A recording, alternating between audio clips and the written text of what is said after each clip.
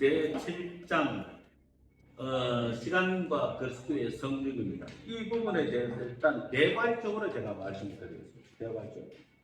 아까 전에도 이제 말씀드렸다시피 왜 예수님께서 사람 몸을 입고 오셔야 했는가? 그것도 이제 마리아라는 그녀의 몸을 빌려가지고 어린 아기의 모습으로 이렇게 태아에서부터 어린 아기의 모습으로 나실 수 밖에 없었는가? 과연 나실 수 밖에 없었는가 하는 그 이야기처럼 마치 그게 필연인 것처럼 아니면 또 다른 선택지가 없는 것처럼 왜 그렇게 되었을까? 나는 이 점에 대해서 상당히 이제 고민을 많이 했습니다. 근데 이제 제가 여러 가지 가설을 한번 세워봤죠. 전능하신 하나님이시니까 전부 다 뭐 지옥으로 쳐넣어버리고 뭐 다시 시작하면 어떻게 되나? 그러면은 하나님은 사랑이 아니신 거죠. 하나님은 사랑이시라 하신 말씀은 아닌 거죠. 처벌밖에는 모르시는 분, 심판밖에는 모르시는 분, 냉엄한 심판자, 잔혹한 처단자, 그거 말고는 다른 이미지가 없지 않습니까? 그렇게 해서 새로 시작하면은 아담과 하와가 하나님께서 흙으로 만든 피조물 중에 최고로 만드셨는데 다시 아담과 하와를 만들면은 마귀가 없어지지 않는 이상은 매나 똑같을 것 같지 않습니까? 안 그래요? 마귀가 없어지지 않는 이상 이게 누구랑 대화하느냐가 굉장히 중요한 거예요. 이게 하와가 이게 뱀하고 대화를 하다 보니까 이 대화를 하면 자기도 모르게 친해지거든. 대화를 하다 보면. 아니, 진짜 그렇다니까요. 처음 보는 사람도 이제 대화를 자꾸 하다 보면은 왠지 친근감이 생기거든요. 저도 뭐 한국에서 이제 운동한다고 탁구 치러 이렇게 가면은 이제 요즘에는 나이 65세가 넘고 70이 돼도 뭐 할머니 뭐 이 소리 못해. 예? 아줌마라는 소리도 못해. 되게 기분나빠 하거든요. 나는 목사인데 아줌마라 하기도 거시기하고 그렇다고 이름 불러가지고 김순희 씨 이것도 또 이상하고 나보다 10살이나 많은데 아무리 제가 목사지만 이게 반강제로 누리 이렇게 되거든요. 누리 반강제로 누리 이러니까 막 입이 걸려가지고 뭐 심지어 70이 훨씬 넘으신 분들 보고 싶어 죽을 뻔했어 이러신단 말이에요. 저한테 뭐고 이거 뭐 70이 넘어가 나보고 보고 싶어 죽을 뻔했어 하면 뭐 나도 뭐야 이거 뭐 하자는 거야. 근데 어쨌든 이 대화가 이거 왔다 갔다 하니까 친해지는 거예요. 그러니까 이제 성경에 뱀하고 하와가 대화한 게 성경에 나오는 그 한 번뿐이라고 생각하십니까 혹시? 그 한 번만에 그냥 홀라락 넘어갔다고 생각하십니까? 그 정도로 하와가 어리석었던 건가요? 저는 뭐 그냥 좀 더 확장하고 싶어요. 그러니까 이 하와가 아담하고만 이야기를 해야 되는데 어느 날 아담이 뭐 때문에 바빴는지를 모르겠지만은 또 아니면 하와가 뭐 어디 뭐 다른 데를 한번 둘러볼까 하고 호기심에서 딴 데로 가려고 했는지 모르지만 어쨌든 그 틈에 마귀가 뱀으로 딱 나타났어요. 뱀으로 딱 나타나가지고 이제 말을 걸기 시작한 거죠. 하와한테. 하와야 안녕? 이러니까. 그때는 뭐 지금은 뭐 여자분이나 남자분이나 뱀을 징그러워하는 분이 많죠. 저도 징그러워해요. 뭐 차 타고 가다가 뱀 나타나면 밟아버리거든요. 자동차로 밟는다. 발로 밟는 게 아니고. 그래서 뭐 어쨌든 간에 하와이 안녕 하고 뭐 이러니까 갑자기 뭐 아담 말고 자기 보고 안녕하고 뭐 친한 척하고 뭐 친절한 척하고 하와이야 우리 어디 놀러 가볼래 하고 뭐 이렇게 막 하다 보니까 이제 하와이의 마음속에 이제 뱀의 이제 마음속에 자리 잡기 시작한 거죠. 나하고 친한 사람이 아담만 있는 게 아니라 뱀도 있다. 그래가지고 어느 정도의 이제 관계가 이제 무르익었다라고 싶은 그 타이밍에 아마 뱀이 본격적으로 이제 하와에게 딱 이제 말을 걸었던 것 같아요. 선악과 이야기를 다 끄집어내면서 말입니다. 그래서 그 중에서 이제 뱀이 진짜와 거짓말을 섞어서 이야기하지 않습니까? 진짜 거짓말 딱 섞어서 이야기하면 분별하기가 힘들거든요. 우리도 마찬가지예요. 우리도요. 예? 제가 그 히틀러의 그 홍보장관 이름을 지금 생각나네요. 괴벨스. 괴벨스가 그 이야기한 것처럼 거짓말도 계속 반복하면 진실이 되고요. 예? 하나의 진실과 뭐 예를 들어 100이라면 진실은 단 한 가지고 나머지는 99개가 거짓말이면 진실로 다 믿어버려요. 99개가 진실이고 하나가 거짓말이면 전부 거짓말이 되어버려요. 예? 그런 어떤 인간의 심리적인 그 흔적 이런 게 이제 있단 말입니다. 그런데 어쨌든 이 하와가 뱀하고 이제 얘기를 나누다 보니까 이 얘기를 나누다 보면은 사람이 자기도 모르게 친해지는 예? 그런 사이로 발전하게 됩니다. 말이 통한다. 이거 얼마나 중요합니까? 말이 안 통하면 그야말로 환장지경으로 빠지잖아요. 예? 아 진짜 말이 안 통하네. 완전 벽보고 이야기하겠다. 그러면 이제 속에서 천불이 나거든요.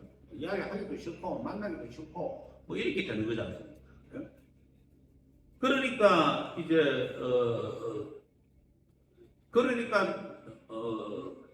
이 하와가 뱀의 포도게임에 이제 빠져가지고 이제 인류가 전체적으로 타락하게 됐는데 만약에 하나님께서 전부 다 지옥에 다 쳐놓고 다시 아담과 하와를 만들어 주셨다 하더라도 막은 거 없으면 같은 일이 또 반복이 되겠죠.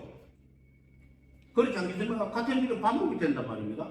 하나님은 아주 잔인한 철학자 이것밖에는 이 이미지밖에 안 남게 되고요, 그죠? 그러면 그게 아니고 전부 다 용서해 주셔서 다 처단하지 않고 하나님의 한량 없으신 자비하심으로 다 용서해 주셨어. 그러면 또 이럴 때는 어떤 문제가 생기냐? 아니 다 정령 죽으리라 이렇게 이야기하셔놓고 다 용서해 주고 영원히 그때는 아담하고 하와가 둘이밖에 없으니 그 난장판이 벌어졌는데 지금은 지구 인구만 그냥 100억이나 칩시다. 지구 인구 100억이 전부 다 죄가 없는 사람이 가까이 되면은 그 다음에 더 어떻게 되겠습니까? 더 심한 난장판이 벌어지지 않겠습니까? 그렇지 않겠습니까? 예? 마귀를 가두지 않는 이상은 예? 사람이 둘밖에 없으나 예? 100억이 있으나 난장판은 똑같이 벌어진다. 그러면은 이제 인간이 가지고 있는 이런 어떤 본성, 피조물의 어떤 본성을 볼 때 변하는 것은 필수단 말입니다. 그러니까 아담과 하와가 에덴 동산에서 맨 먼저 살았지만 피조물이잖아요. 피조물은 뭐라고요? 천사라도 전지전능무소부재하는 게 아니라 그랬잖아요. 그러면 당연히 아담과 하와는 천사보다도 더 전지전능무소부재하지 않기 때문에 천사보다 더 무지하고 천사보다 더 능력이 없고 천사보다 더 공간에 제한을 받게 되는 거죠. 그죠? 예? 그런 어떤 그 인간의 그 천사보다도 더 못하는 그런 인간이 더 나아질 수는 없는 거예요. 더 나아질 수는 없다는 말은 만약 더 나아질 수 있다면 어떻게 되냐? 더 나아질 수 있다면 아담과 하와가 더 나아질 수 있다면 그러면 하나님의 창조가 불완전한 게 되는 거죠. 더 낫게 만들 수 있는데 예? 그만큼만 만들어 놓고 보시기 심히 좋았다라고 과장하시면 되잖아요. 그렇지 않습니까? 그러니까 아담과 하와는 그 이상으로 만들어질 수가 없는 거예요. 그냥 정점으로 만들어지신 거예요. 흙으로 만든 인간 중에, 그 흙으로 만든 피조물 중에, 그 물질적인 피조물 중에서는 정점이었던 거죠. 정점. 그러면 여기서 변화되면 어디로 변화되겠어요? 위로 못 가죠. 갈 데가 없는데 뭐. 위로 가봐야 천사밖에 더 있나? 그러는 못 가고 변화된다라고 했을 때는 나빠지는 쪽으로 변화되는 수밖에 없어요. 그죠? 접수가 됐습니까? 나빠지는 쪽으로 밖에는 변화될 수가 없고 만약에 그 변화를 막기 위해서는 뭘 지켜야 되는 겁니까? 선악과를 따먹지 말라 이 말씀을 지켜야 되는 거죠. 그래야만 변화를 막을 수가 있는 거죠. 근데 그 변화를 못 막는 사건이 벌어졌어. 선악과를 뱀의 꼬드김에 빠져가지고 하와가 먹고 자기 남편한테 갖다 주니까 뭐 어쩌로 운명 공동체인데 같이 먹어야지. 망할 때는 망하더라도 일단 같이 먹어보자 하고서 먹고 에덴 동산을 쫓겨나는 그 비참한 결과를 얻게 되니까 얼마나 자부심에 아담은 아담대로 시달렸고 하와는 하와대로 얼마나 많이 불안했겠습니까? 남편의 신세는 망친 인간이 된 거잖아요. 예? 그리고 자기의 행복을 완전히 망가뜨리고 본인 스스로 그러게 되니까 자기 경제, 자기 죄치는 또 얼마나 기뻤겠습니까? 이것을 치료하는데 얼마나 많은 시간이 걸렸겠어요. 그때는 상담사도 없고 목사님도 없고 그래서 어떻게 됐겠습니까? 그러니 이제 다른 방법으로는 이제 예수님께서 사랑과 공의를 만족시킬 만한 다른 방법이 없었던 거예요. 사랑과 공의를 만족시키는 예수님의 구원에 관한 교리 중에 이제 봐도 휴대폰 안에 다 넣어놨는데 제가 끌 수도 없고 그냥 한 3가지 정도로만 이야기할게요. 예수님께서 십자가에 못 박히신 구원에 관한 이론이 예를 들어 과거에는 속전설이 있었습니다. 속전설. 그러니까 마귀에게 대가를 지불하고 인간을 구원했다는 얘기죠. 근데 그것이 이제 안셀름 의신 지나가면서 안셀름이 와가지고는 완전히 말도 안 되는 소리라고 하잖아요. 정신병 걸린다. 이런 수준으로 바뀌어버렸어요. 왜냐하니까 하나님께서 마귀가 피조물이잖아요. 하나님께서 무슨 이유로 마귀한테 대가를 지불하는데? 왜 대가를 지불하는데? 예? 어차피 마귀는 심판을 받기로 이제 결정된 존재잖아요. 존재이지 않습니까? 예? 그런데 마귀한테 대가를 지불한다? 그것도 예수님의 목숨으로 대가를 지불한다? 이거는 말이 안 되는 얘기다. 있을 수 없는 얘기다. 이래가지고 이제 속전설, 옛날에 부흥사들은 이제 그런 얘기 많이 하셨어요. 대가를 지불했다. 돈 주고 샀다. 이런 얘기 많이 하셨는데 잘못 이해하신 거죠. 그거는요. 옛날에 신학이 조금 깊이가 약하다고 해요. 어쨌든 그래서 속전설은 끝이 났어요. 그 다음에 아벨라드 같은 시대의 악마 같은 놈은 이제 천주교의 교리에 이제 원족들이 있죠. 아벨라드라는 사람이 거의 안셀름하고 거의 동식은 아니에요. 약간의 시대 차이는 있는데 도덕 모범설을 이야기했어요. 도덕 모범설. 남을 위해 희생해서 십자가에 죽으신 그것이 정말 도덕적으로 극상의 모범을 보인 것이다. 이런 식으로 이야기해요. 자유주의자들이 말하는 그 원형이 된 거죠. 인간 예수, 도덕설, 모범설, 그런 여러 가지의 그 원형을 아벨라드가 이야기를 했단 말입니다. 예? 그런데 그런 모든 것들을 다 이제 그냥 뭉개버리고 안셀름은 사랑과 안셀무스라고 그러기도 하고 안셀럼이라고 영어식 표현은 그런데 하나님의 사랑과 공의를 만족시키는 방법이 예수께서 성육신하셔서 고난의 인생을 사시다가 십자가에 못 박혀 죽으시는 그것이 하나님의 공의도 만족시키고 하나님의 사랑도 만족시키는 것이다. 이렇게 해서 이것이 이제 우리 기독교의 정통 구원설, 구속설이 된 겁니다. 그러니까 하나님의 공의로 의하다면 다 심판해야 되고요. 그죠? 죄를 지었으니까. 또 하나님의 사랑으로 의하다면 전부 다 구원, 심판을 받지 않게 해야 되는 거지 않습니까? 그런데 이제 그럴 수는 없지 않습니까? 그래서 예수님을 사람의 육신으로 보내셔서 이 시간 속에 매여 있는 이 사람들을 예수님을 믿는 자에 한해서 죄를 없이 하시고 죄를 간구하시고 다시는 기억지 아니하시고 어렵다 칭하시고 거룩하다 여기셔서 시간 밖으로 끌어올리시는 거예요. 이게 이 내용입니다. 여기서 말하는 시간인 거죠.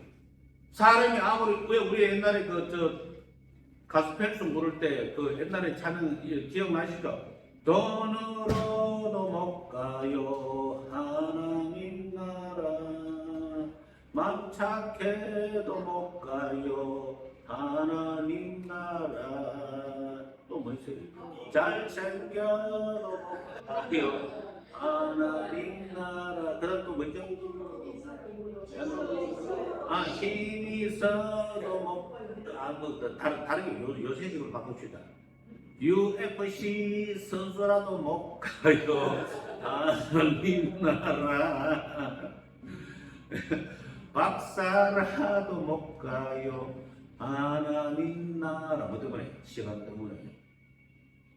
때문에 아무리 인간이 발버둥을 쳐도 시간을 벗어날 수가 없어요. 그러니까 하나님이 만드신 우주 만물은 시간의 제약을 받게 되어 있습니다. 시간을 벗어날 수가 없어요.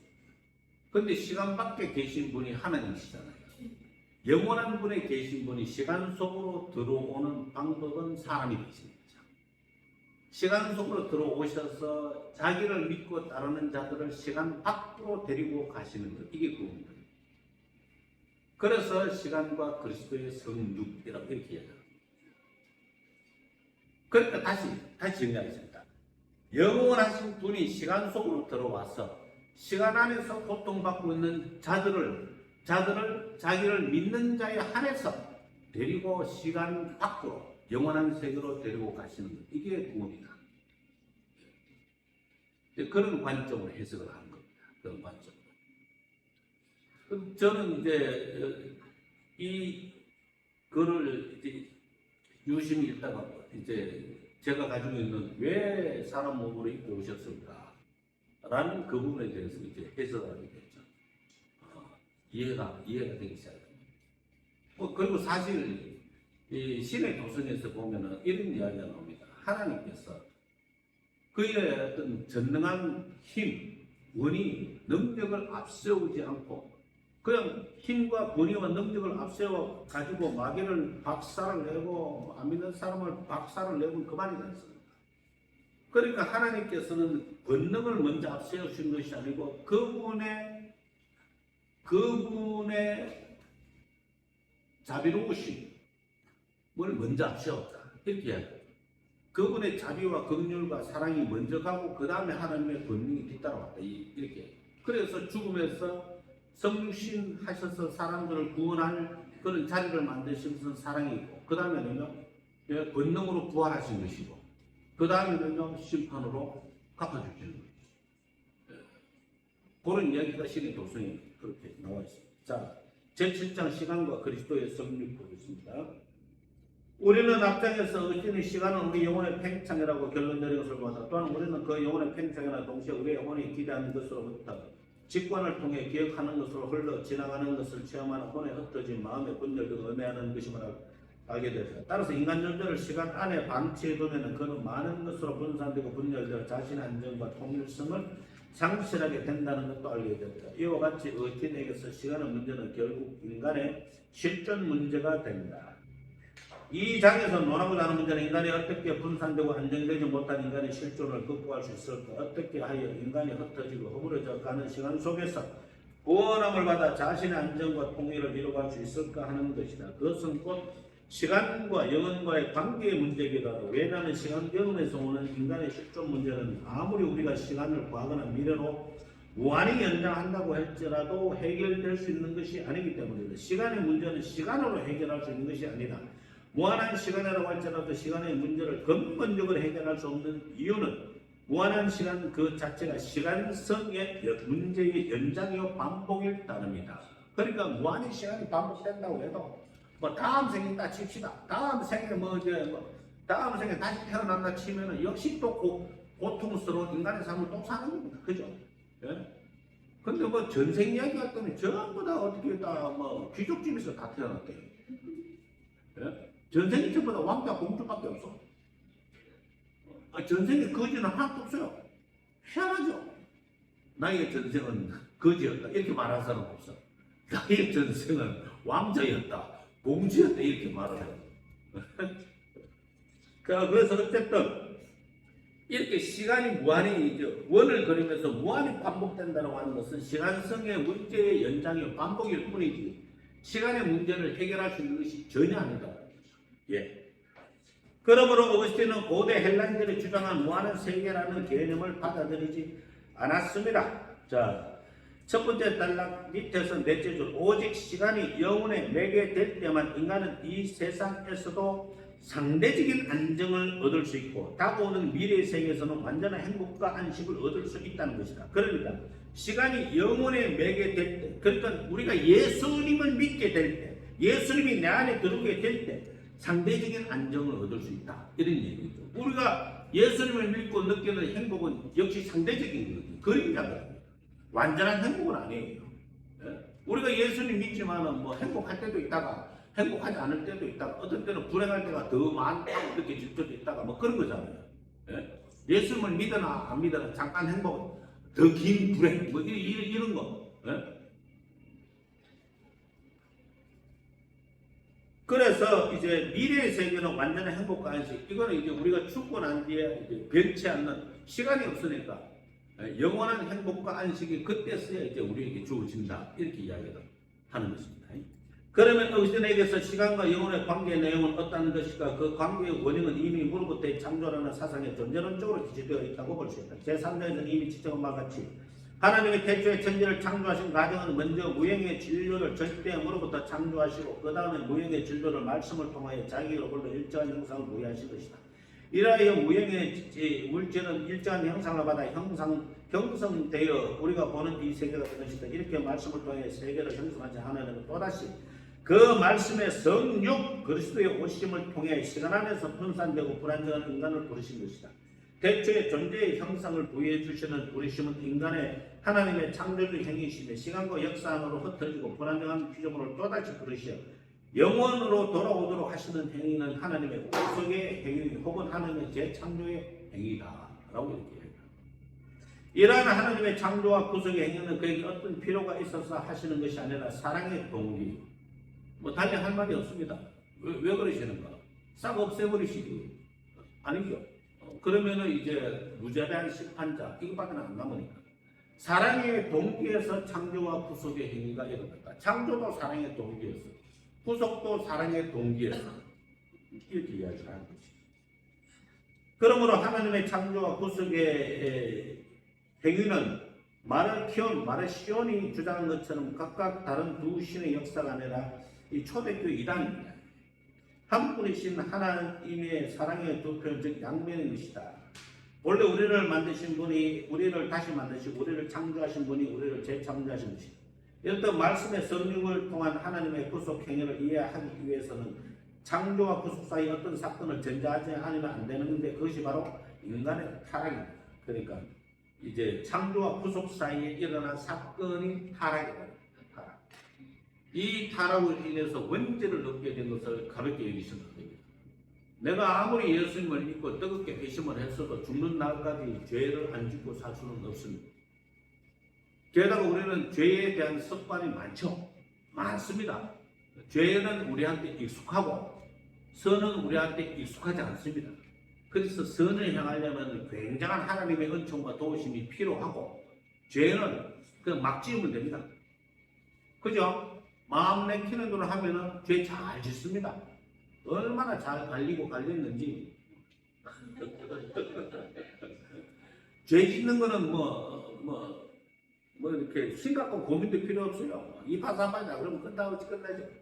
근데 이게 뭐 헌금을 하려고 그러고 뭐 어떻게 선을 향하려고 하면은 착하게 박성종 선교사는 혹시 착하세요? 한명환 선교사는 착하세요? 그래서 착하게 살아서는 천국 못 가니까 잘했어. 맘 착해도 천국 못 간다고 했잖아. 그런데 착하게 살려고 한번 해봐요. 정말 미칠 지경 아니겠습니까? 내가 착하게 살라 그러면은 부인한테 완전히 납작 엎드려야 되는데 그렇잖아요. 부인이 이렇게 막 다리 꼬고 가만 앉아있어가 밥, 숟가락, 기우부에 뭐 하는 거야? 빨리 갖고 와. 맞아 죽을래? 예. 이래야 되는 거 아닙니까? 착하게 살려면. 안 그러면 착하다 소리 못 듣는데. 야, 저도 우리 사모가 어느 날 갑자기 착한 사람으로 변했더라고요. 얼마나 착한지 이게 한이가 따로 없어. 신이야 신이야. 완전 뭘 시킨 대로 다 해. 나는 저 사람이 좋을 때가 됐나? 왜 저렇게 착하지? 이렇게 막 고민을 했거든. 사람이 죽을 때가 되면 사람이 변하다. 야, 진짜 이해가 안 된다. 조금 더 시간이 흘러가도록 두고 보다. 본승대로 가는지 계속 착한 것인지 두고 보자 했더니 착할 때 제가 좀 더 잘해줄 걸. 착할 때 저도 맞장구 치면서 착해질 거예요. 착할 때 지금 표정이 아주 무섭게 되는데 착할 때 제가 맞장구를 안 쳐주니까 맞장구도 못 되더라고요. 그 착하게 산다는 게 얼마나 힘든지 몰라요. 원래 자기 본성을 거스르는 거잖아요. 예? 그 진짜 힘들다고 진짜. 그래서 착하게 사는 것을 신부처럼 생각하는 사람은 착하게 사는 게 뭔지를 모르는 사람이야. 착하게 사는 게 뭔지 모르는 사람. 정말 힘들죠. 그래서 이제 인간은 이제 이 타락을 한 것 때문에 사람이 착하게 살기는 어렵고 죄는 짓기 쉽고, 요 타락 때문에 이제 예수님께서 재창조하시는 구속의 은혜를 우리에게 베풀어 주실 수밖에 없게 된 겁니다. 아니면은 뭐, 아니 왜 하나님께서 노아가 살던 시대에 세상을 멸망시켰었다고 생각해요? 도무지 두고 볼 수가 없는 거예요. 목불 인간의 그런 죄악은 원 세상이 너무 넘쳐난 거예요. 지금 우리가 사는 세상만 해도 목불 인간의 세상이잖아요. 얼마나 많은 어린애들이 실종당해서 이제 소아성 매매 그런데 팔리거나 장기 적출당하거나 아니면은 인육을 만들어 가지고 뭐 이상한 단약 이런 거 만들 수도 있겠지. 미친놈들이 하도 세상에 많으니까. 우리같이 정상적인 서민들은 그런 거 꿈도 못 꿔요. 꼭 그런 이상한 짓거리 하는 놈들은 또 뭐가 있는 놈들이라고. 뭐 돈이 있는 놈들, 권력이 있는 놈들, 그런 놈들이 꼭 이상한 짓을 한다니까요. 우리는 그런 거 하려고 해도 뭐 용기도 없고, 뭐 나쁜 짓을 할 용기도 없거니와 그런 데 대한 담대함도 없고, 양심의 가책이 너무 심해가지고, 제가 어떤 날에 열받아가지고, 돌멩이 하나 두고 저 창문에도 집 던져 유리창을 깼다. 저 새끼들 돌보기 싫어 죽겠네 하고 돌을 들고 던지려고 포만 줬다가 에이씨 너 참씨 그것도 잘 안 된다고. 우리는 나쁜 일 하기가 생각보다 어렵다니까. 뭐 착한 일 하기는 생각보다 더 어렵죠. 어쨌든 그래서 이 타락 때문에 예수님께서 구속의 행위로서 이 세상에 오실 수밖에 없었던 겁니다. 어찌 왜냐하면 피조물의 인간은 타락할 수 있는 가능성을 가진 존재다. 그러니까 알미니안주의, 펠라기우스주의처럼 혹은 알미니안주의가 펠라기우스주의의 영향을 많이 받았다고 생각을 해요. 그래서 이제 네덜란드 도르트에서 이제 이단으로 정죄받았죠. 하지만 지금도 알미니안주의를 주장하는 사람들이 성결교, 또 침례교 일부, 그 다음에 이제 오순절파, 그 다음에 이제 그 감리교, 이런 데서는 알미니안주의를 좀 주장을 합니다. 그러니까 하나님께서 알미니안주의의 5대 계류가 칼빈주의의 5대 계류와 정반대예요. 그러니까 이제 무조건적인 선택, 반대는 조건적인 선택이잖아요. 그죠? 그런 식으로 이제 알미니안주의의 5대 교류가 딱 만들어져요. 그러니까 이제 예수님께서 우리를 위해 구속의 은총을 우리에게 주셨지만 그것을 받아들이느냐 받아들이지 않느냐 하는 것은 인간의 자유의지에 달렸다. 이게 알미니안주의의 핵심이거든요. 그래서 제가 물어봤어요. 알미니안주의에 신봉하는 사람한테. 그러면 거기에서 하나님의 은총은 몇 %고 인간의 자유의지로 받아들인다 못 받아들인다는 몇 %냐? 대답 못하죠. 대답 못하죠. 100%라고 그러면 펠라기우스주의 너 이단이야 이렇게 나올 건데, 예? 너 펠라기우스주의야 이렇게 될 때는 그럼 1%라 칩시다. 그걸 인간의 자유의지라고 이야기할 수 있어요. 99%는 하나님의 은혜고 1%의 자유의지로 결정을 짓는다는 게, 그게 1%의 자유의지를 자유의지라고 이야기할 수 있는 거냐고 도대체. 그러니까 자유의지라는 말로 결국 현혹시키는 것밖에는 아무것도 아닌 것이죠. 사실은. 그래서 어쨌든 알미니안주의가 하나님이 구원의 은총을 우리에게 주시긴 하셨지만은 그것을 받아들이는 것은 인간의 자유의지에 달려 있다라고 이렇게 이제 이야기를 하고 있는데, 이 어거스틴이 이야기하고 있는 이제 예정론에서 이야기하고, 그 다음에 개혁주의에서 이야기하고 있는, 사실은 감리교 성경을 할 것 없이 다 개혁주의인데, 개혁주의에서 이야기하고 있는 이야기는 인간은 선을 행할 가능성은 아예 없고, 선은 생각할 수는 있어요. 내가 착하게 살아야지 생각할 수는 있다고. 근데 착하게 살 수 있는 가능성은 없다고. 오직 성령의 충만함을 받고 성령으로 역사하시면은 내가 조금 그럴 수는 있겠지. 완전히는 아니고 조금 그럴 수는 있겠지.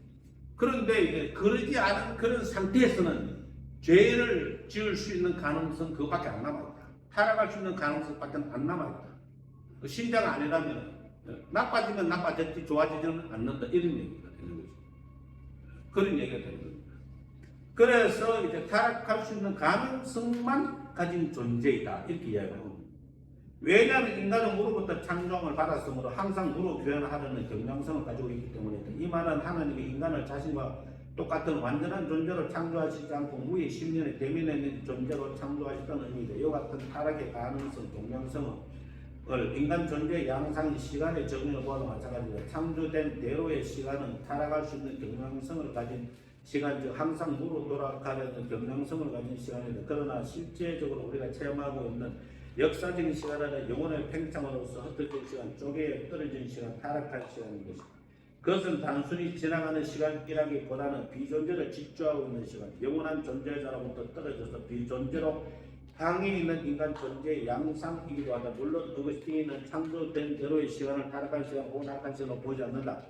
선하신 하나님이 창조한 모든 것은 다 선하기 때문에 창조된 시간도 본래 좋고 아름다운 것이다. 이 점에서 어거스틴은 창조를 타락과 연결시키는 오리겐과는 아주 다른 입장이 있다. 오리겐에 의하면 하나님이 전 세상에서 타락한 영혼들을 벌함과 동시에 그들을 교육, 구속하기 위한 장으로 이 세계를 창조했다고 한다. 그러므로 타락은 역사 내에서의 타락이 아니라 이전의 세계에서의 초역사적인 타락인 것이다. 그런 어거스틴에게서는 세계 창조나 인간 창조는 본래 좋았던 것이다. 그리고 인간의 타락은 초역사적인 것이 아니고 이 세계에서의 역사적인 타락인 것이다.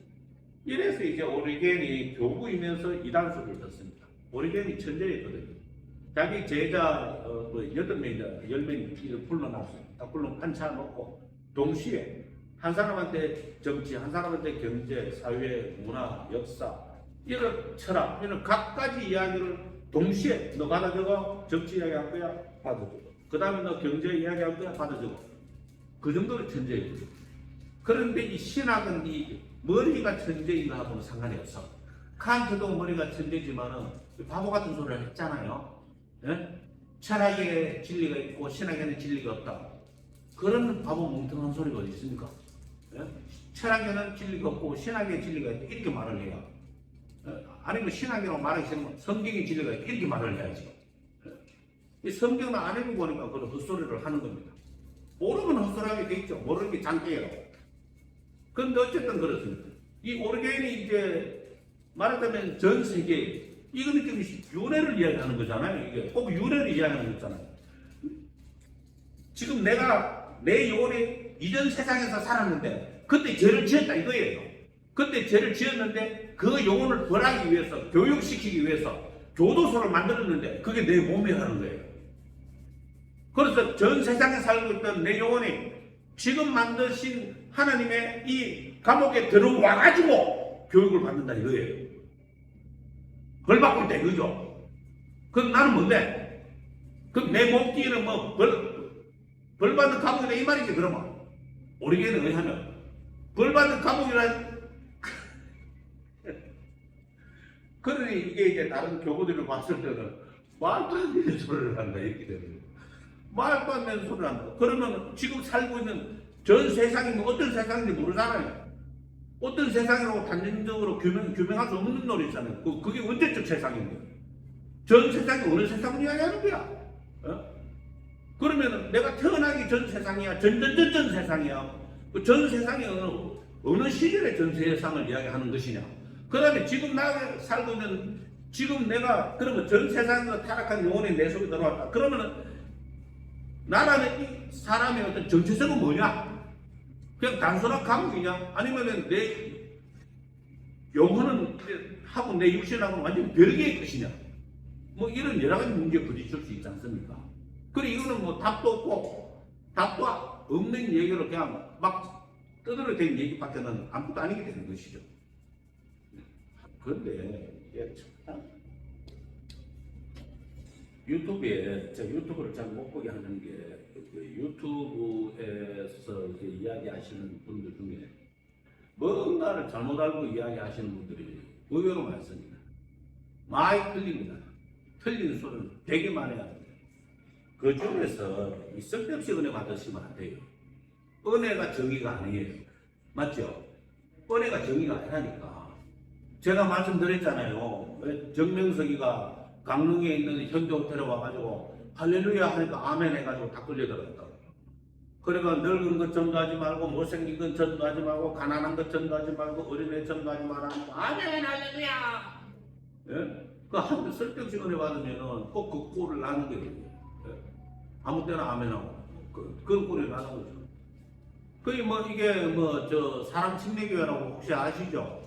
이단 맞거든요. 이단 맞다니까. 목회자에 자존심을 무너뜨려도 일본 수지. 자기는 아르바이트로 목회한다면서요. 예? 사람 침례교회 들어보셨죠? 예, 정동수. 쑥 거짓말쟁이래 그 자식 그거.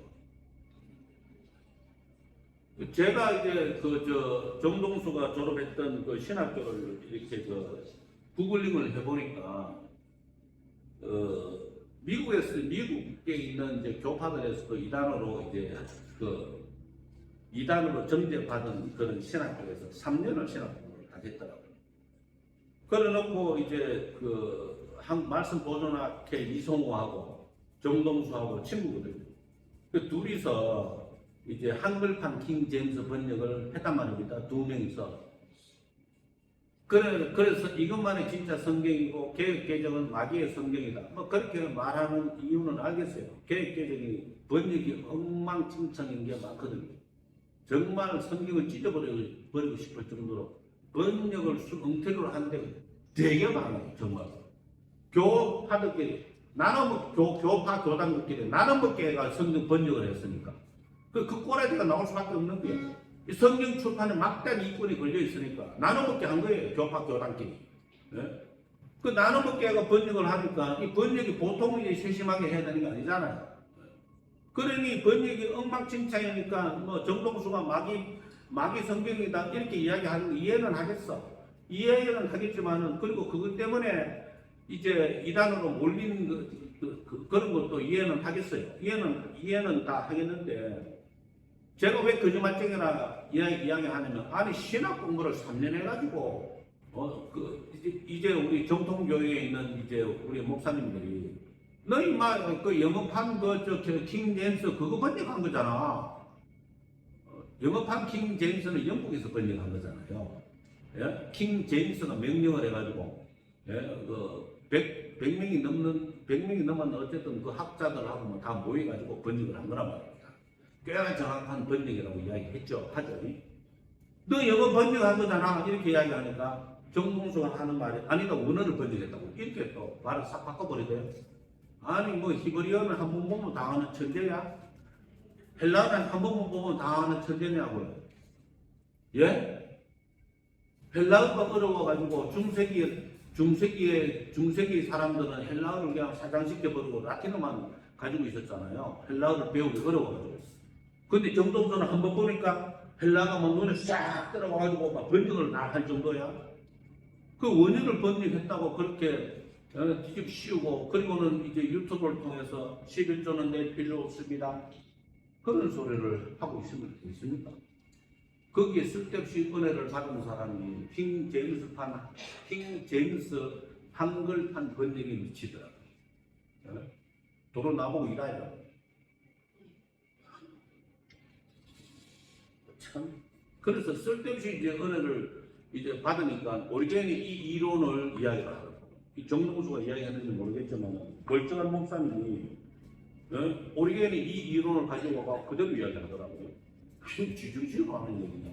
이렇게 이야기를 해도 아마 뭐 정동수 채널을 많이 듣는 사람이니까 그것을 주들었겠지.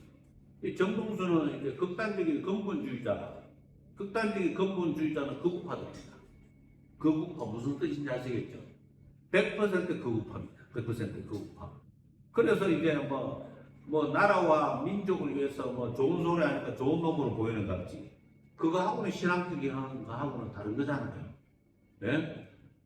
그거하고 다른 얘기예요, 다른 얘기. 그래서 어쨌든 간에 이 오리겐의 이런 어떤 감옥을 이야기를 하더라고. 엄한 데서 배워갖고 와갖고 이야기를 하는 거야. 정상적인 목사님이. 그러면 안 되죠. 그러면 안 된다. 그 다음에 역사적인 타락의 내용은 무엇이냐? 그것은 인간이 창조자이신 영혼자에게 향하지도 않고 의존하지도 않는 것, 스스로 존재한 것처럼 시간 속에서만 사는 것이다. 그 역사적인 타락이 바로 선악과를 따먹고 난 다음에 하나님께 등을 돌리는 그 사건이 역사적인 타락입니다. 하나님께 등을 돌린다.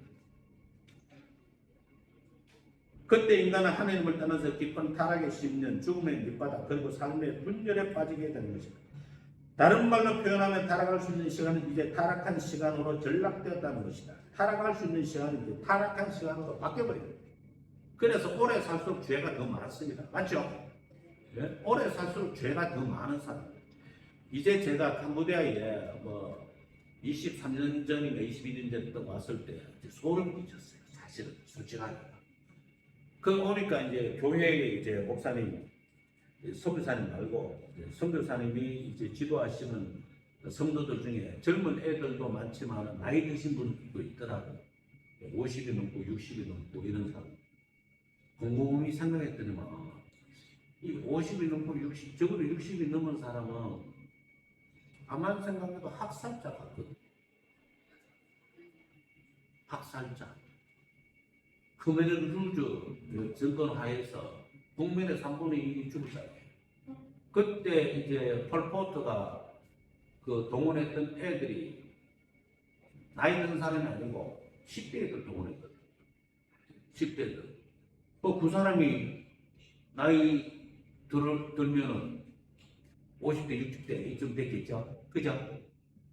잘 되면 70대고요. 갑자기 소름이 쫙 끼치네. 저 사람이 기억 속에 뭐가 있을까? 이런 생각이 드는 거죠. 네? 저도 이제 킬링필드 유적지나 여러 군데 가봤는데 끔찍하더라고요. 무슬림 교도소도 가보고 했지만 어린애를 이렇게 그 성경에 나오잖아요. 나무에다 매어 치고 바위에 매어 쳐서 죽이고 성경에 나오는 표현 그대로 봐요.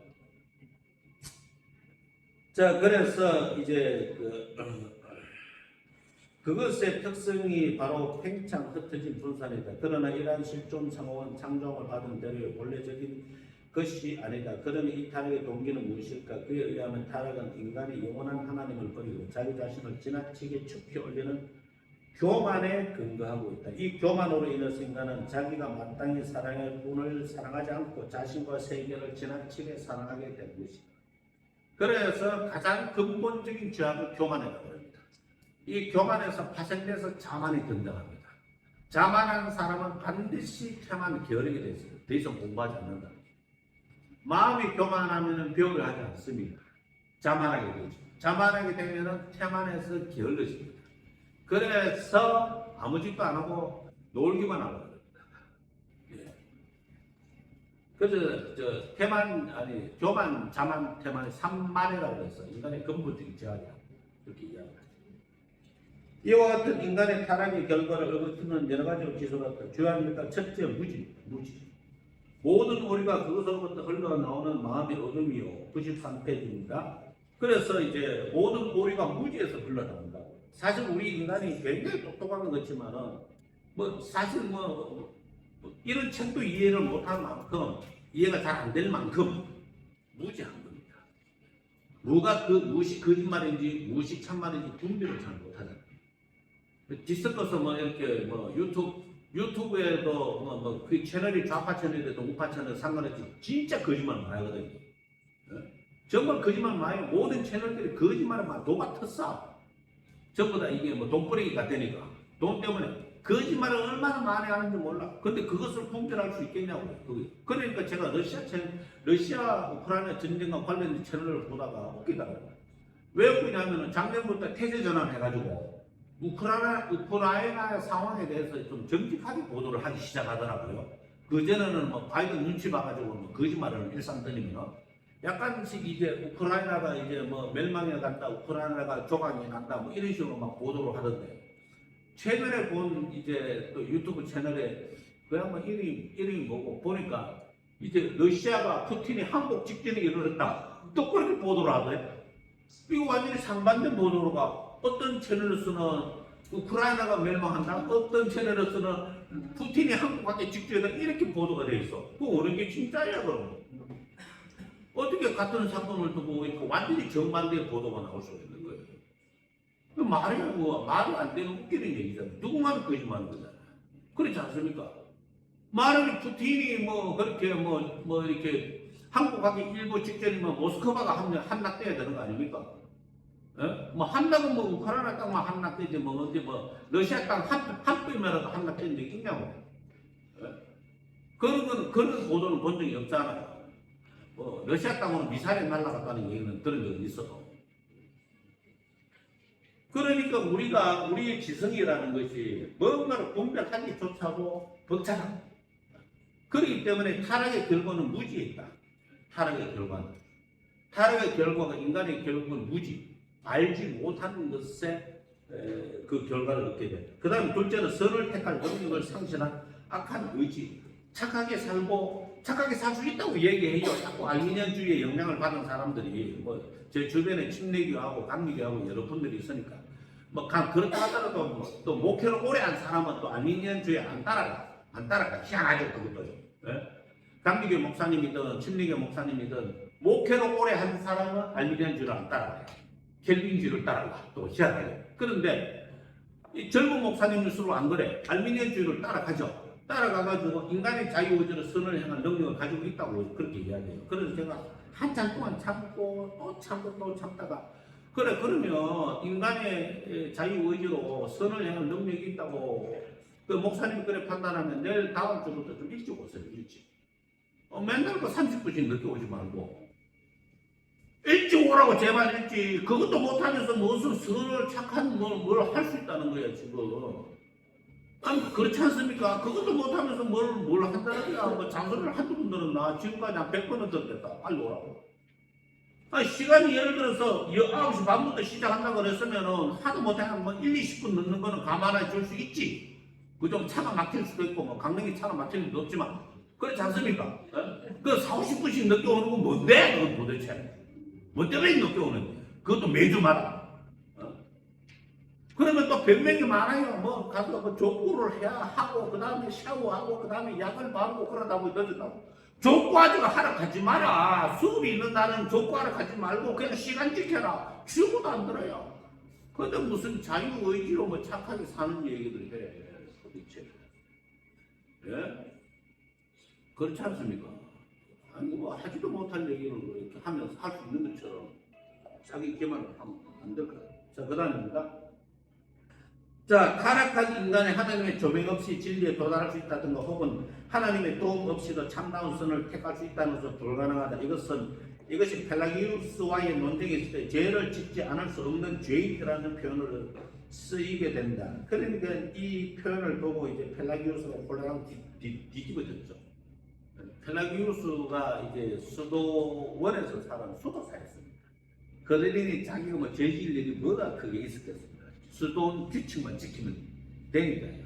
그래가지고 로마로 영국 출신으로 이제 전설에 의하면 알려져 있는데 정확하지 않고 로마로 와서 보니까 꼬라지가 말이 안 들어.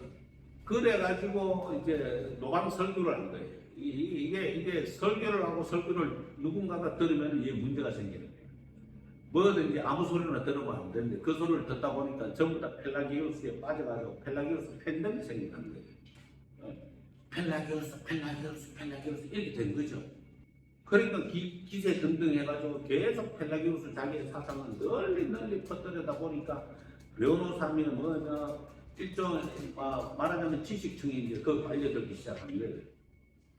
그래서 예수님의 은총이란 하면서 은총을 굉장히 밑바닥으로 깔아앉혀버리고 인간의 자유의지를 극대화시켜버리고 인간이 자기 자신의 의지로 하나님께 도달할 수 있다 이렇게 이야기를 하게 됩니다.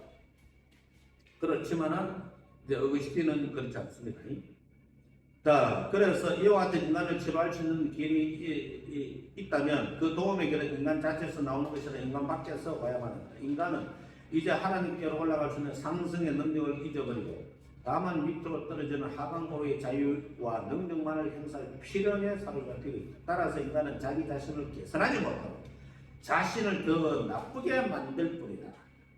따라 밑에 줄려 그러면 시간 속에서 흩어진 인간이 한데 모아져 위로 올라가 영혼과 맺을 수 있는 길이 없을까? 작은 것입니다. 나는 모든 피조물의 운동 속에서 과거와 미래를 경험한다. 영원한 진리에서는 과거와 미래가 없고 다만 현재만이 있다. 그러나 피조물에서는 그런 불변성을 찾아볼 수 없다. 사물의 변화를 깊이 생각해 보아라. 그러면 거기에서 있었다고 있을 것이다를 발견할 것이다. 하나님을 명상해 보아라. 그러면 거기에서는 과거와 미래가 없고 있음만 있는 현재를 경험할 것이다. 그 현재를 경험하기를 원하면 너 자신이 시간의 한계를 초월하여라. 그러나 어떻게 시간의 제한을 받고 있는 인간이 자기 자신의 능력의 범위를 초월할 수 있단 말이냐. 바라기는 나 있는 곳에 그들도 있게 되기를 원한다고 아버지께 기도한 그분이 우리를 그곳으로 올리워 주기를 바랄 뿐이다. 우리는 위에서 인용된 그래서 세 가지의 결론을 찾을 때 첫째, 인간의 구원 즉 존재의 통일과 안정을 이룩하기 위해서는 삶의 분열과 분산에서 그러니까 시간에서 초월해야 된다. 이해해야 된다. 둘째는 인간의 시간 안에서 시간을 초월하는 것은 불가능하다는 것입니다. 그래서 인간의 존재 형상이 불가능이다. 시간을 초월하는 것이 불가능하다는 것을 알자. 뭐 이런 것이죠. 셋째, 나 있는 곳에 그들도 같이 있기를 원하는 분 예수님이 계시다. 요걸 알자. 이런. 그래서 예수님을 믿는 것은 선택이 아니고 필수입니다. 누구라도 예수님을 믿지 않고 천국 갈 수 있는 길은 아예 없습니다. 아예 없습니다. 하나님은 영원한 존재자이지만 자신 안에만 남아 계셔서 인간을 소외된 상태에 놓아두지 않고 인간과 같이 있기를 원하셨다. 그는 영혼자이지만 자기를 낮추고 그리스도 안에서 인간이 되시어 모든 인간을 자기로 이끌려고 하시는 것이다. 작은 것입니다. 하나님의 독생자가 그 자신 영혼자이시지만 인간의 몸을 입고 오셔서 우리에게 그의 사랑을 받을 수 있는 소망을 주셨다. 이 사건보다 더 인자하게 하나님의 은혜가 드러나는 곳이 어디 있는가? 그의 인간성의 매개로 인하여 우리는 인간의 제약을 초월하여 영생하시고 불변하시며 의로우시고 복되신 그분에게로 올라갈 수 있다. 95페이지입니다. 왜 하나님은 인간이 되었을까 하는 신학적인 문제가 12세기의 안셀럼 혹은 안셀무스가 속죄론을 정리하는 과정에서 자세히 설명되었거니와 그의 속죄론은 어떤 의미에서 이미 4세기 어거스틴에게서 예견되었다고 볼 수 있다. 안셀럼은요, 리틀 어거스틴이라는 별명을 받고 이단 취급까지도 받았습니다. 하도 어거스틴 바 노릇을 하다 보니까 교황청에서 이렇게 보기 싫었던 것입니다. 자, 어거스틴에 의하면 말씀이 시간 속에 들어와 성육신 하신 근거는 하나님의 사랑과 은총에 의한 것이고 그 성육의 필연성은 인간의 타락의 조건에 기인한다. 이 성육의 필연성을 첫째는 인간이 구속받기 위해서는 타락을 야기시킨 교만이 전도 바뀌어져야 합니다. 교만이 겸손으로 바뀌어져야 합니다. 그래 겸손하게 주 예수여 오시옵소서 내 마음속에 들어오셔서 내 영혼을 구원하시옵소서. 이 겸손, 교만이 전도되어서 겸손으로 바뀌어져야 된다 하는 겁니다.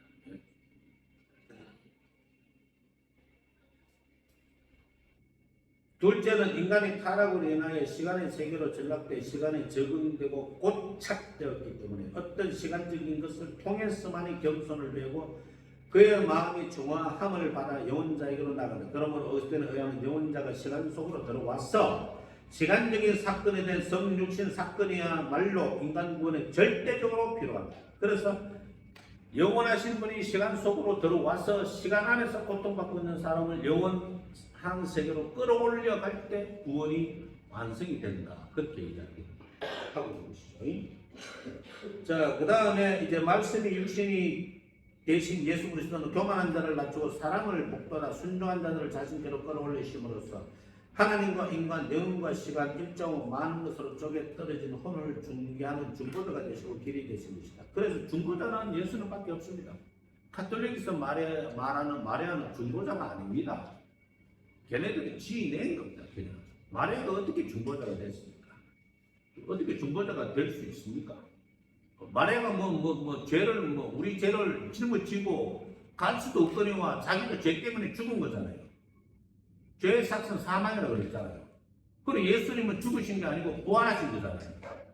그런데 마리아는 죽었잖아요. 그렇지 않습니까? 죽어서 진토가 되고 넋이 있는지 없는지 모르는 상태가 됐잖아요. 뭐 넋은 있겠지 뭐. 그런데 어쨌든 그러니까 마리아를 중보자로 내세우는 그 자체가 이게 좀 신학적인 게 이제 여기서부터 참 많이 보입니다. 이게 서방교에서는 하나님의 어머니라고 불렀습니다. 그 데오가 신인데 하나님인데 토코스. 근데 동방교에서는 토코스 뭐 이렇게 그리스도의 어머니다. 하나님의 어머니가 아니고 그리스도의 어머니다. 하나님의 어머니다. 이게 둘이 꽉 붙어가지고 동방교회가 졌습니다. 사실 그리스도의 어머니가 제 생각에는 그게 더 적합한 표현인 것 같은데, 또 한편으로 보면은 예수님이 하나님이신 것은 맞으니까 하나님의 어머니라는 말도 맞는 것 같고, 이렇게 이 첨예한 표현의 대립 속에서 꽈당 하고 제물이 져가지고 동방교회가 졌습니다. 아마 새가 좀 불리했나. 난 이 투표로 결정하거든. 투표를 어느 게 맞냐? 투표보자. 뭐 이렇게 있어. 논쟁을 한참 하고 난 다음. 그래서 이제 말씀이 육신이 되신 예수 그리스도는 교만한 자를 낮추고 사랑을 돕더라. 순종한 자를 자신께로 끌어올리심으로써 하나님과 일반 영과 시간 일자와 많은 것으로 쪼개 떨어진 혼을 준비하는 중보자가 되시고 길이 되신 것이다. 이 점에서 어쨌든 팔라톤주의에 가까움에서도 그것과는 큰 머리에 있다라고 이야기했습니다. 자, 그 다음 페이지입니다. 96페이지입니다. 로고스는 성서가 말하는 것 같이 그를 통하여 만물을 무로부터 창조했고, 또한 그 로고스가 육신이 되셔서 우리 가운데 거하셨다는 역사화된 로고스와는 전혀 다른 것이다. 이게 그 구글 쳐보시면 로고스 기독론이라 적으시면 내용이 나오는데 이해하기가 어렵죠. 로고스 그냥 요것만 이해하시면 될 것 같아요. 그러니까 말씀이 육신이 되어라고 했잖아요. 로고스가 이제 만물을 무로부터 창조했고, 로고스가 육신이 되셔서 말씀이 육신이 되셔서, 로고스도 말씀이거든요. 레마도 말씀이에요. 레마. 근데 이제 로고스는 어떤 객관적인 어떤 말씀의 의미가 있다면은, 이제 레마는 이제 각자 개개인에게 주어지는 구체적이고 특별한 말씀, 이게 레마의 말씀이 되는 것이죠. 우리는 어느 말씀을 더 중요하게 깨달으면 할까요? 둘 다 중요하죠. 레마의 말씀은 신앙의 경험의 문제가 되는 것이고, 로고스의 말씀은 진리의 문제가 되는 거잖아요. 예. 자, 그래서 이제 플라톤주의자들의 로고스 개념은 너무 추상적이어서 인간의 역사적인 현황과 직접 연관을 갖지 못한다. 뭐 플라톤의 이야기는 뭐 관급식. 예. 자, 그래서 첫 번째 단락 이제 밑에서 7째 줄에 가면 저 끝에 진실로 숲이 우거진 산봉우리에서 평화의 나라를 바라다 보면서 거리로 가는 길을 찾지 못하는 것과 황제가 이끄는 만군의 보호 아래 그곳으로 가는 길을 따라가는 것은 전혀 다릅니다. 그래서 플라톤주의자들을 가리켜서 어디로 가야 할지는 알되 그 길을 모르는 자들이라고 판단하고, 이제 고백록에 보면은 어거스틴은 플라톤을 버렸다고 이야기를 하고 있죠. 그래, 천국이 있다는 사람. 그런데 어떻게 해서 천국에 가는지는 모르겠어. 예? 그게 플라톤 철학의 한계였던 거예요. 플라톤주의자의 한계였던 것이죠. 이에 비해서 그리스도의 성령은 두 번째 단락입니다. 시간 속으로 들어오신 하나님의 겸손으로서 시간에 매여 사는 교만한 인간들을 자기에게 불러 이끄시는 길이라고 믿는 주장입니다. 따라서 인간이 시간에서 영원으로 상승하기 위해서는 영원자가 먼저 시간적인 존재가 되셨다는 이 성육신의 역사를 겸손하게 받아들이고, 이게 이제 이단들이 기독론 이단인 거 아시죠?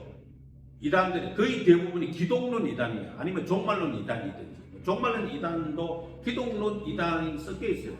기독론 이단이 뭐냐 하면 어떻게 하나님이 사람의 몸을 입고 오실 수 있는가?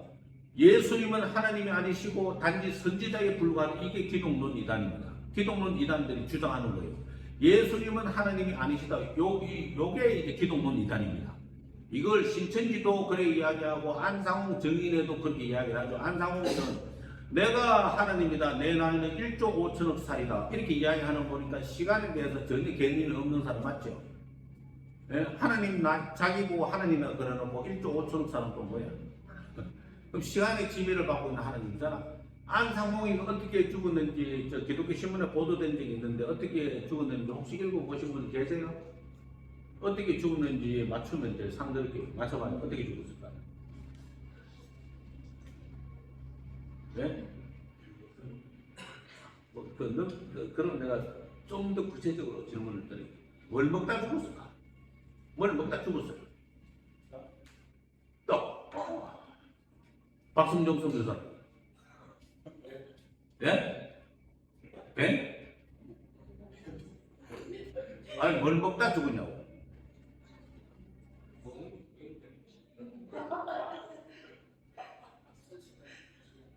아니 뭐 그 아무거나 찍어라는데 뭘 먹다 죽었냐. 뭘 먹다 그냥 조금 기분 안상홍이가 자기 보고 하나님이라고 그랬으니까 그런 천벌을 받은 놈한테 좋은 말을 쓸 필요 없지. 그 망할 뒤질 놈은 뭐 먹다 죽었을 거야. 예? 예? 밥을 먹다가 예? 누가 말씀하셨어? 무슨 국수야?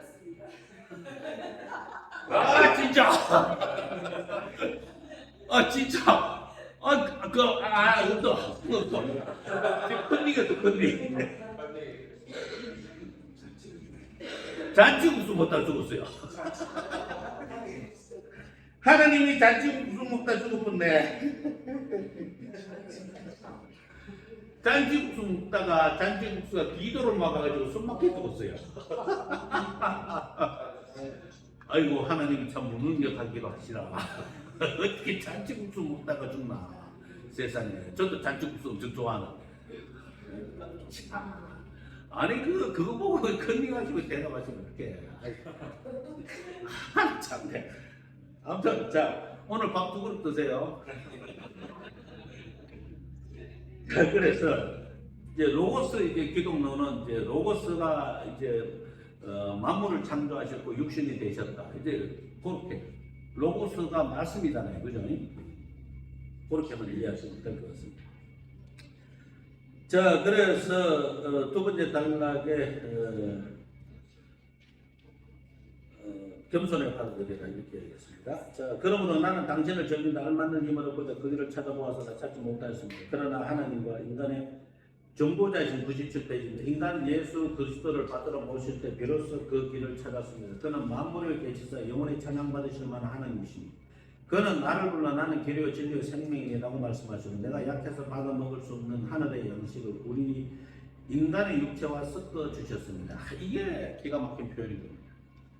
하나님을 우리가 그대로 받아들이기 어려우니까 인간의 몸으로 오셔가지고 받아들일 수 있는 최선의 길을 마련해 주신 거지. 최선의 길을. 하나님은 보이지 않는 분이시지 않습니까? 그 보이지 않는 분을 어떻게 받아들일 수 없겠어요? 안 보이는데. 그럼 여기서도 또 하나의 질문이 등장할 수 있습니다. 왜 하나님은 아무 형상이든지 만들지 말라고 했을까요? 하나님이라고 생각되는 어떤 형상도 만들지 말라라고 하셨을까? 예? 왜 교회에서는 십자가를 걷어치우고 십자가를 못 세우게 만들었을까요? 아니 십자가도 못 세우게 만들어놨는데 태극기는 왜 강대상에 걸어놨는지 모르겠어. 예? 왜 십자가도 못 걸게 만들었을까요? 제가 봤습니다. 그래서는 안 되겠더라고요. 십자가 앞에서 이렇게 읽고 있더라고요. 부처님한테 빌렸습니다. 십자가가 뭔데 그거다가 절을 하는 거예요? 도대체 웃기지 않습니까? 그죠? 네? 아무 형상이든지 만들면 신성모독이 됩니다. 아니 형상이 없으신 분인데 어떤 형상으로 만드셨거든요? 구름이 하나님이세요? 태양이 하나님이시냐고? 피조물이잖아요. 어떤 형상이든지 피조물이라고. 하나님을 피조물로 만들면 하나님의 형상을 피조물로서 표현하면은 신성모독이 되는 거예요. 신성모독이 되기 때문에 아무 형상으로 만들지 말라고 그랬어요. 그러면 형상이 있는 것이 우리가 집중하기 쉬울까요? 없는 것이 집중하기 쉬울까요? 있는 게 집중하기 쉽죠. 그러니까 부처가 이 앞에 떡 있으면 거기 절하기 쉬운 거야.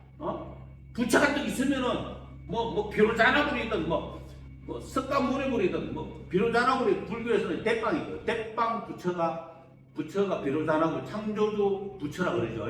창조주 부처 진행금이다.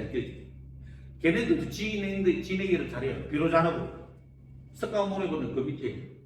그래서 부처를 또 만들어 놓으면은 거기 가서 절하기 좋은 거야. 또 석탑 하나 만들어 놓고 탑돌기 시키면은 그거 참 특별한 이벤트 없어도 탑돌기 하면 되잖아요. 거기다가 5,000배, 1,000배, 10,000배 이런 거 시켜놓으면은 절에서는 특별한 프로그램 없잖아요. 1만 배 이런 거 하면 좋아. 10,000배 시키면은 중들은 가만히 앉아가지고 1만 배 하는구나. 연보 얼마 하겠네 하면서 이제 기와장 좀 팔아먹겠네 이러고 가만히 있고. 이놈의 교회에서는 온갖 프로그램이 있는 거 없는 거 머리 다 쥐어짜내고 다 해야 돼. 우리 잘못했어. 그런 거 하면 안 돼. 와서 무조건 1시간 기도해야 돼. 이것만 시켜야 돼. 성경 20장 읽고 하루에 1시간 기도하고 이것만 시켜야 돼. 이것만. 아니면은 성경책 하나 올려놓고 그 어디에다 올려놓고 이런 데다 올려놓고 돌아라. 이런 거. 제가 중국에 짱족에 가니까 전국에 풍만한 게 있어요. 중국의 짱족. 그러니까 다리마다 불경을 다 적어놨어요. 삼각깃발에다가 삼각이나 사각깃발에다가 불경을 다 적어놨어. 그걸 풍마라고 그러거든요. 풍마. 풍경이라고 그러나? 아니 풍마라고 그러는 거 맞네. 그러니까 바람이 불면은 이 깃발에 써놓은 이게 불경이 날아간다니까요.